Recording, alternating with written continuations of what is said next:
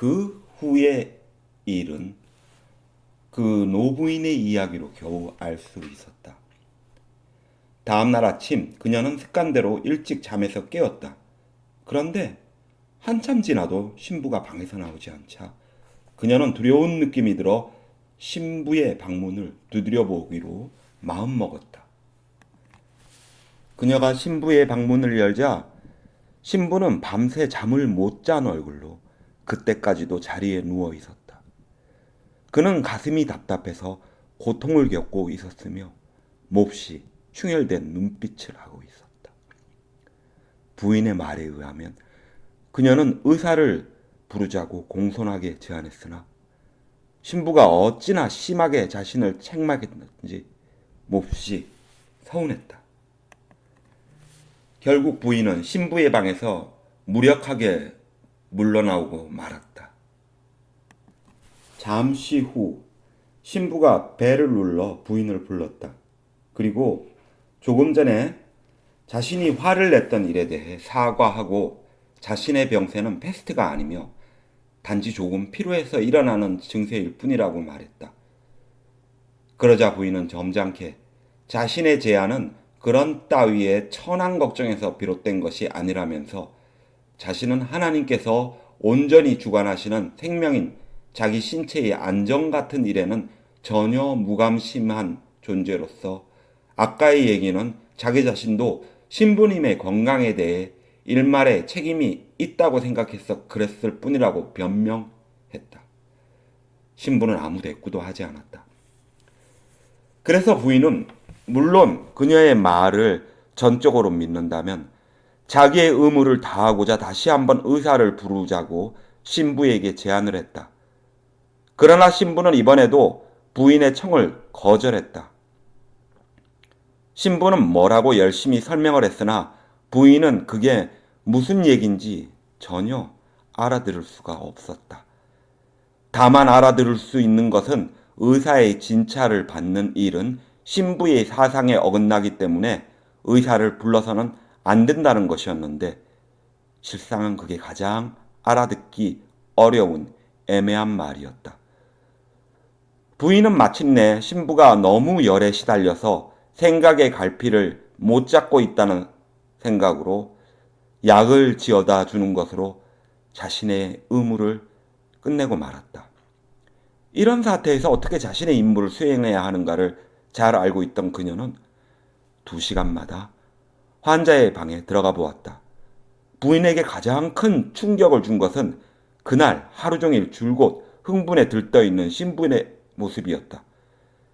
신부는 이불을 걷어 차다가 다시 끌어덮고 또 자기 이마에 손을 가져다 대기도 하면서 이따금씩 몸을 벌떡 일으키고는 쥐어짜듯 기침을 뱉어내려고 애를 쓰기도 했다.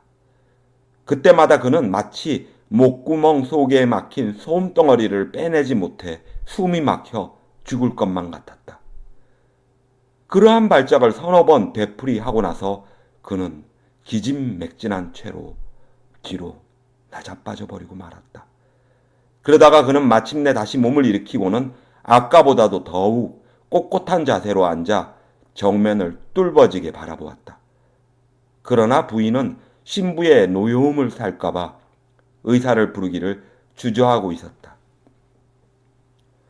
겉으로는 몹시 대단한 병인 것 같지만 어쩌면 그저 단순한 열병에 의해 일어나는 순간적인 발작 증세에 지나지 않을지도 모른다고 생각했다.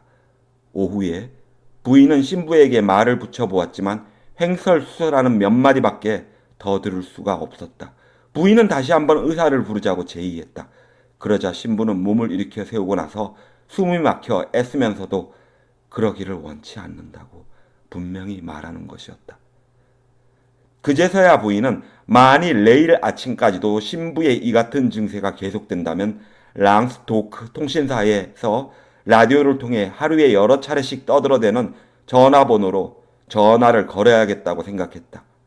언제나 자신의 임무를 소홀히 한 적이 없는 부인은 밤중에도 환자의 상태를 지켜보려고 마음먹었다. 그런데 저녁 때 신부에게 한 차례 더 약을 먹이고 나니 피곤해져서 조금 눕고 싶었다. 그런 것이 다음 날 새벽이야 겨우 눈을 뜨게 되었다. 부인은 신부의 방으로 달려갔다. 신부는 미동도 않고 누워 있었다.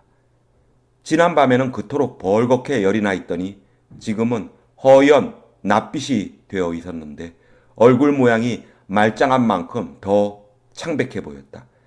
신부는 누운 채로 침대 위에 걸려있는 여러 가지 빛깔의 진주가 장식된 샹들리에를 바라보고 있었다.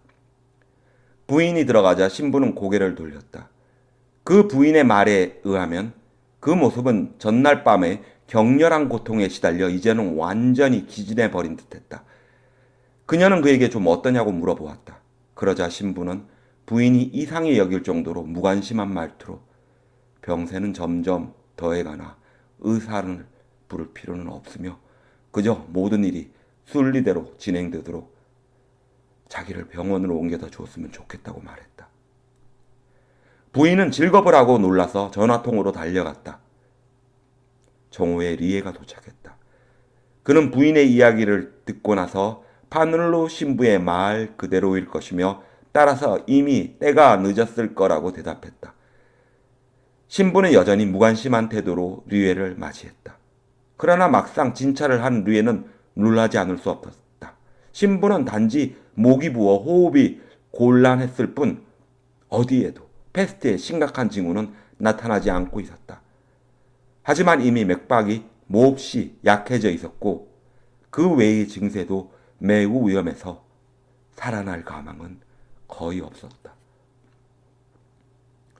패스트의 주요 증세는 전혀 찾아볼 수가 없군요. 류에가 파늘로 신부에게 말했다. 하지만 뭔가 석연치 않은 점들이 있으므로 역시 격리하는 게 좋을 듯합니다. 신부는 예의상 조금 웃어 보였을 뿐 아무 대꾸도 하지 않았다. 류에는 전화를 걸러 나갔다가 다시 들어보았다. 류에는 물끄러미 신부를 내려다보았다. 제가 곁에 있겠습니다. 그가 부드럽게 말했다. 신부는 약간 생기를 되찾은 듯이 보였다. 그는 삶의 정열이 되살아나는 듯한 눈길로 의사를 바라보았다. 그리고 한마디를 간신히 이어가며 슬픈 기색이 잔뜩 담긴 목소리로 말했다. 고맙습니다. 하지만 수도자에겐 친구가 없습니다. 성직이란 모든 것을 신에게 맡겨야 하니까요. 그는 류에에게 침대 머리맡에 놓여있는 십자가를 집어달라고 했다. 그리고 손에 십자가가 쥐어지자 그것을 보기 위해 고개를 돌렸다. 병원에서 파늘로 신부는 좀처럼 말문을 열지 않았다. 그는 자기 몸에 행해지는 치료에 대해 마치 물건인 양 자신을 내맡기고 있었으나 끝끝내 십자가는 놓지 않았다. 신부의 병세는 여전히 애매했다. 리웨의 머릿속에는 어떤 의문이 끊임없이 일어나 그를 괴롭혔다. 신부는 패스트인 것도 같았고 전혀 그렇지 않은 것도 같았다. 그런데 얼마 전부턴가 패스트라는 놈이 의사의 진찰을 어렵게 만드는 장난을 치고 있는 듯했다.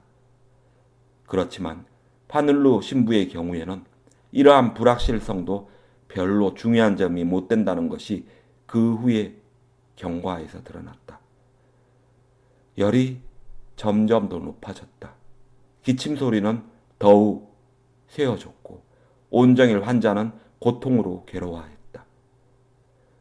마침내 그날 저녁에 신부는 자신의 호흡을 가로막고 있던 손뭉치를 토해냈다. 손문 새빨갛게 젖어 있었다. 그런 발열 상태에서도 여전히 파눌루는 무관심한 눈빛을 유지했다. 그러나 이튿날 아침 몸을 침대 밖으로 반쯤 떨어뜨리고 죽어있는 그의 눈에서는 아무 빛도 찾아볼 수 없었다. 그의 병원 카드에는 이렇게 적혀 있다. 병명 미상.